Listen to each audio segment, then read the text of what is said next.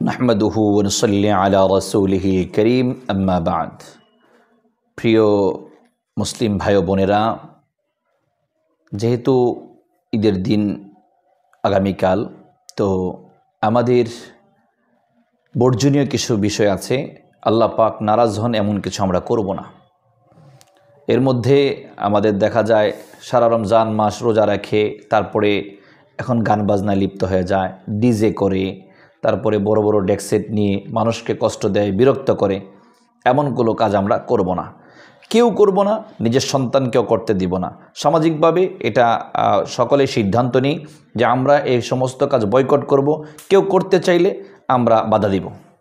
এই সিদ্ধান্ত আমরা নিই, তাহলে ইনশাআল্লাহ আমাদের সমাজ সুন্দর হবে আর প্রকৃতপক্ষে ঈদ আমাদের উদযাপন হবে। আসলে ঈদ তো তার জন্য যে ব্যক্তি রমজান মাসে পূর্ণ হক আদায় করেছে। ঈদ তো তার জন্য নয় যে গুনাহে লিপ্ত ছিল।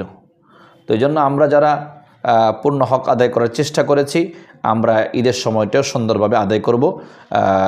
ঈদের সময়টা একেবারে আল্লাহ পাকের হুকুম অনুযায়ী আদায় করার চেষ্টা করব, নবীজির সুন্নাহ অনুযায়ী আদায় করার চেষ্টা করব। এবং ঈদের নামাজে যাওয়ার আগেই সাদাকাতুল ফিতর আমাদের উপরে, যাদের উপরে ওয়াজিব, তারা আদায় করে দেব। আর একটা বিষয় হলো এটাও খেয়াল রাখা, কেউ কেউ বলে থাকে যে ঈদের নামাজের জামাতে মহিলাদের শরীক হওয়া, সেদিন মাঠে গিয়ে শরীক হওয়া, এটা ভাই আসলে দুঃখজনক, খুবই বেদনাদায়ক কথাবার্তা।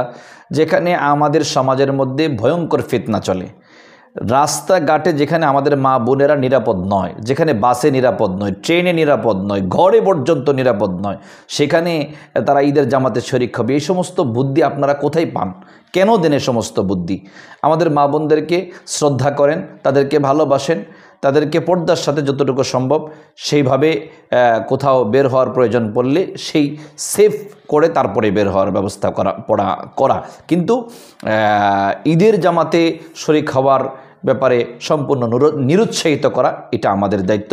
নবীজি সাল্লাল্লাহু আলাইহি ওয়াসাল্লাম এর প্রিয় স্ত্রী হযরতে আয়েশা সিদ্দিকা রাদিয়াল্লাহু তাআলা আনহা নিরুৎসাহিত করেছেন, হযরতে ওমর রাদিয়াল্লাহু তাআলা আনহু নিরুৎসাহিত করেছেন। সুতরাং এইটা খুবই গুরুত্বপূর্ণ বিষয়। আমরা গুরুত্ব সহকারে ঈদের দিন বর্জনীয় কাজ বর্জন করব, গুনাহের কাজ পরিহার করব, নেকের কাজগুলো করব, আল্লাহর হুকুম অনুযায়ী করব, রাসূলুল্লাহ সাল্লাল্লাহু আলাইহি সাল্লামের সুন্নাহ অনুযায়ী করব। আল্লাহ রাব্বুল আলামিন আমাদের সকলকে প্রত্যেকটা কাজ সুন্দরভাবে করার তৌফিক দান করুন। পুরো রমজান মাস জুড়ে আপনারা দ্বীনি প্রোগ্রাম শুনলেন, দ্বীনি কথাবার্তা আলোচনা শুনলেন। আশা করি আপনাদের বড় ফায়দা হয়েছে। আল্লাহ রাব্বুল আলামিন আপনাদের সকলকে দ্বীনের জন্য কবুল করুন, পরিপূর্ণ আমলদার হিসাবে কবুল করুন এবং সকলকে সবসময় দ্বীনের উপরে থাকার তৌফিক দান করুন। আমিন। আসসালামু আলাইকুম ওয়া রাহমাতুল্লাহি ওয়া বারাকাতুহু।